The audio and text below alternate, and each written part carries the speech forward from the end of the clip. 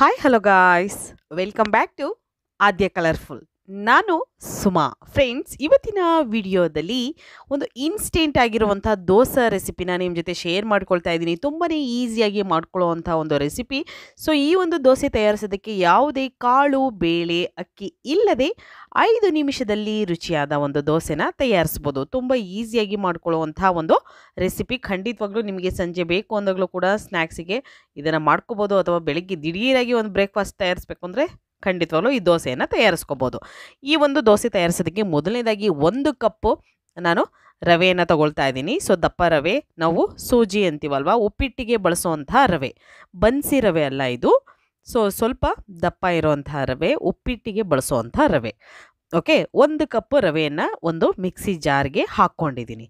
ಅದೇ ಕಪ್ಪಿನ ಅಳತೆಯಲ್ಲಿ 1 ಕಪ್ಪು ಪೇಪರ್ ಅವಲಕ್ಕಿಯನ್ನು ತಗೊಂಡಿದ್ದೀನಿ. ಗಟ್ಟಿ ಅವಲಕ್ಕಿ ಅಲ್ಲ ಇದು, ಪೇಪರ್ ಅವಲಕ್ಕಿ ಥರ ಬರುತ್ತೆ. ಪೇಪರ್ ಅವಲಕ್ಕಿ ನೋಡಿರ್ತೀರ. ಸೊ ಅದನ್ನು ಉಪಯೋಗಿಸ್ತಾ ಇದ್ದೀನಿ 1 ಕಪ್ಪು. ಇಷ್ಟನ್ನು ಹಾಕಿದ ನಂತರ ಇದನ್ನು ನಾವು ಪೌಡರ್ ಮಾಡ್ಕೊಂಬರ್ಬೇಕಾಗುತ್ತೆ ನುಣ್ಣಗೆ. ಎಷ್ಟು ಸಾಧ್ಯ ಆಗುತ್ತೋ ಅಷ್ಟು ನುಣ್ಣಗೆ ಇದನ್ನು ಗ್ರೈಂಡ್ ಮಾಡ್ಕೊಂಬರ್ಬೇಕು. ಅದಾದ ನಂತರ 1 ಸ್ಪೂನ್ ಆಗುವಷ್ಟು ಸಕ್ಕರೆಯನ್ನು ಹಾಕ್ಕೊಳ್ತಾ ಇದ್ದೀನಿ, ನೋಡ್ತಾ ಇದ್ದೀರಲ್ಲ.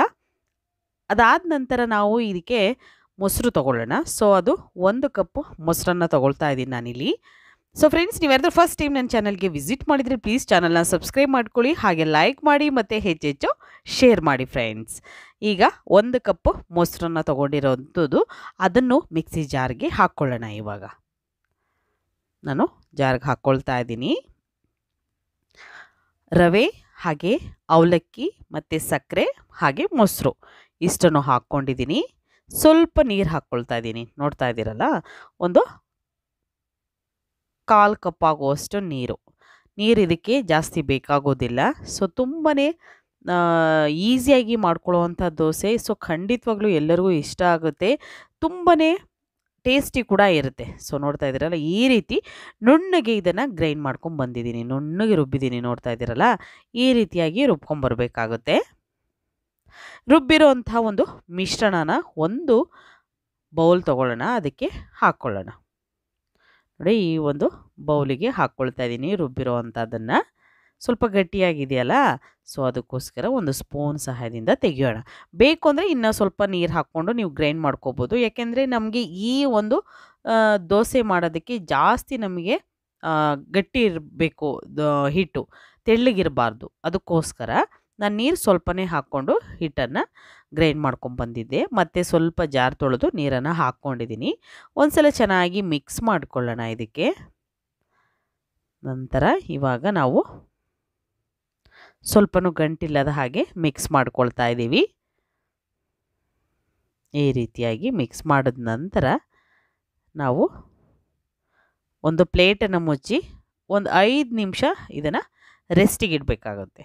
ಏಕೆಂದರೆ ರವೆ ಹಾಕಿರೋದ್ರಿಂದ ಚೆನ್ನಾಗಿ ನೆಂದರೆ, ರವೆ ಮತ್ತು ಅವಲಕ್ಕಿ ಎರಡೂ ಕೂಡ ಚೆನ್ನಾಗಿ ನೆಂದರೆ ದೋಸೆ ಸೂಪರ್ ಟೇಸ್ಟ್ ಬರುತ್ತೆ. ಸೊ ಅದಕ್ಕೋಸ್ಕರ.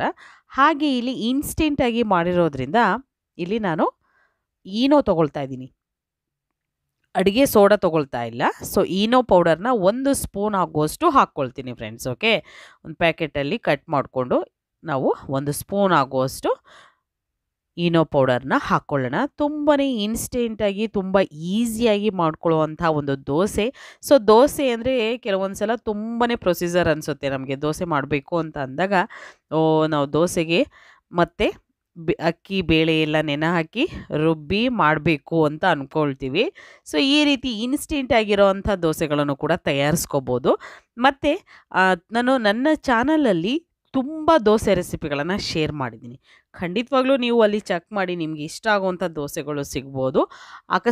ಅಕಸ್ಮಾತ್ ಇಲ್ಲ ಅನ್ನೋದಾದರೆ, ನೀವು ಹೇಳೋವಂಥ ದೋಸೆ ಇಲ್ಲ ಅನ್ನೋದಾದರೆ ದಯವಿಟ್ಟು ಕಾಮೆಂಟ್ ಸೆಕ್ಷನಲ್ಲಿ ತಿಳಿಸಿ, ನಾನು ಖಂಡಿತವಾಗ್ಲೂ ಶೇರ್ ಮಾಡ್ತೀನಿ.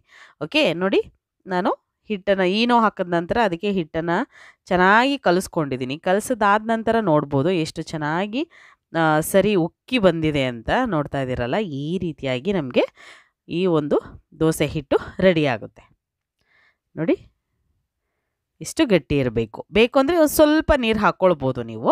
ಸೊ ನನಗೆ ಹೀಗೆ ಸರಿಯಾಗಿದೆ ಅಂತ ಅನ್ನಿಸ್ತು, ಅದಕ್ಕೋಸ್ಕರ ಈಗ ತವಾ ಇಟ್ಟಿದ್ದೀನಿ. ಸ್ವಲ್ಪ ಎಣ್ಣೆಯನ್ನು ಸಾರಿ ನೀರನ್ನು ಚುಮುಕ್ಸಿ ನಾನು ಒಂದು ಬಟ್ಟೆಯಲ್ಲಿ ಒರೆಸ್ಕೊಳ್ತಾ ಇದ್ದೀನಿ.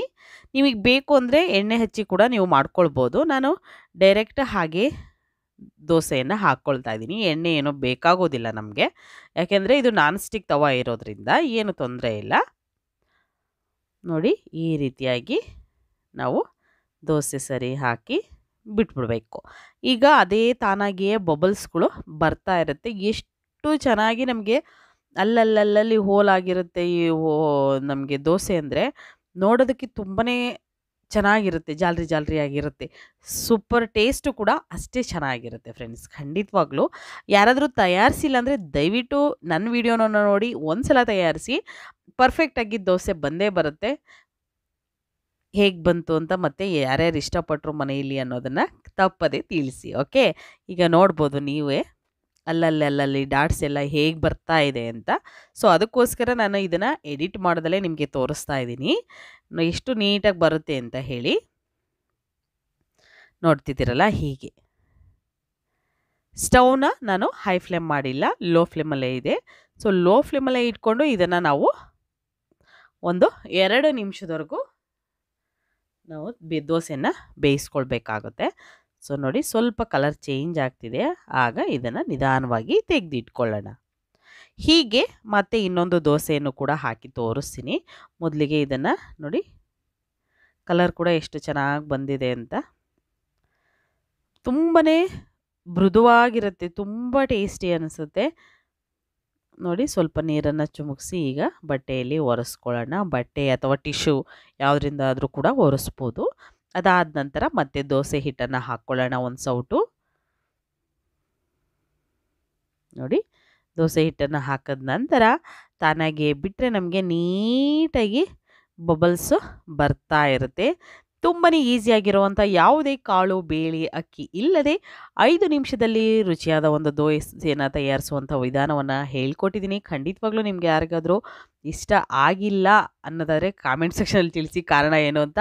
ಇಷ್ಟ ಆಗಿದೆ ದಯವಿಟ್ಟು ಚಾನಲ್ನ ಸಬ್ಸ್ಕ್ರೈಬ್ ಮಾಡ್ಕೊಳ್ಳಿ ಫ್ರೆಂಡ್ಸ್. ಓಕೆ, ಸೊ ನನ್ನ ಎಲ್ಲ ಯೂಟ್ಯೂಬ್ ಚಾನಲ್ಗಳ ಲಿಂಕನ್ನು ಈ ವಿಡಿಯೋದ ಡಿಸ್ಕ್ರಿಪ್ಷನಲ್ಲಿ ಹಾಕಿರ್ತೀನಿ, ಅಲ್ಲಿ ನೀವು ಚೆಕ್ ಮಾಡ್ಬೋದು. ಇಷ್ಟ ಆದರೆ ಸಬ್ಸ್ಕ್ರೈಬ್ ಮಾಡ್ಕೊಳ್ಬೋದು ಫ್ರೆಂಡ್ಸ್. ಓಕೆ, ಸೊ ರುಚಿಯಾಗಿರುವಂಥ ಇನ್ಸ್ಟೆಂಟ್ ಆಗಿರುವಂಥ ದೋಸೆ ರೆಡಿಯಾಗಿದೆ. ಇದನ್ನು ನಾನು ಸರ್ವ್ ಮಾಡ್ಕೊಳ್ತಾ ಇದ್ದೀನಿ. ಓಕೆ, ಇನ್ಸ್ಟೆಂಟ್ ದೋಸೆ ರೆಸಿಪಿ ರೆಡಿಯಾಗಿದೆ. ನೀವು ಕೂಡ ಮನೆಯಲ್ಲಿ ಟ್ರೈ ಮಾಡಿ, ಹೇಗೆ ಬಂತು ಅಂತ ತಪ್ಪದೇ ಕಾಮೆಂಟ್ ಸೆಕ್ಷನಲ್ಲಿ ತಿಳಿಸಬೇಕು. ಸೊ ಇವತ್ತಿನ ವಿಡಿಯೋ ಸ್ವಲ್ಪನಾದರೂ ಇಷ್ಟ ಆಗಿದ್ರೆ ಚಾನಲ್ನ ಸಬ್ಸ್ಕ್ರೈಬ್ ಮಾಡ್ಕೊಳ್ಳಿ, ಮತ್ತು ಈ ಲೈಕ್ ಅಂತೂ ತಪ್ಪದಲ್ಲೇ ಮಾಡಬೇಕು. ಓಕೆ, ಹಾಗೆ ನನ್ನ ಎಲ್ಲ ಚಾನಲ್ಗಳನ್ನು ನೀವು ನೋಡಲೇಬೇಕು. ನೋಡಿ ಒಂದು ಸಲ, ಇಷ್ಟ ಆದರೆ ಸಬ್ಸ್ಕ್ರೈಬ್ ಮಾಡ್ಕೊಳ್ಳಿ. ತುಂಬಾ ರುಚಿಯಾಗಿರುವಂಥ ಇನ್ಸ್ಟೆಂಟ್ ಆಗಿರುವಂಥ ಒಂದು ಸೆಟ್ ದೋಸೆ ರೆಡಿಯಾಗಿದೆ. ನೀವು ಕೂಡ ಟ್ರೈ ಮಾಡಿ. ಇವತ್ತಿನ ವಿಡಿಯೋನ ಇಲ್ಲಿಗೆ ಮುಗಿಸ್ತಾ ಇದ್ದೀನಿ. ಮತ್ತೆ ಇನ್ನೊಂದು ಹೊಸ ವಿಡಿಯೋ ಜೊತೆ ಬರ್ತೀನಿ. ಅಲ್ಲಿವರೆಗೂ take care, bye, see you friends.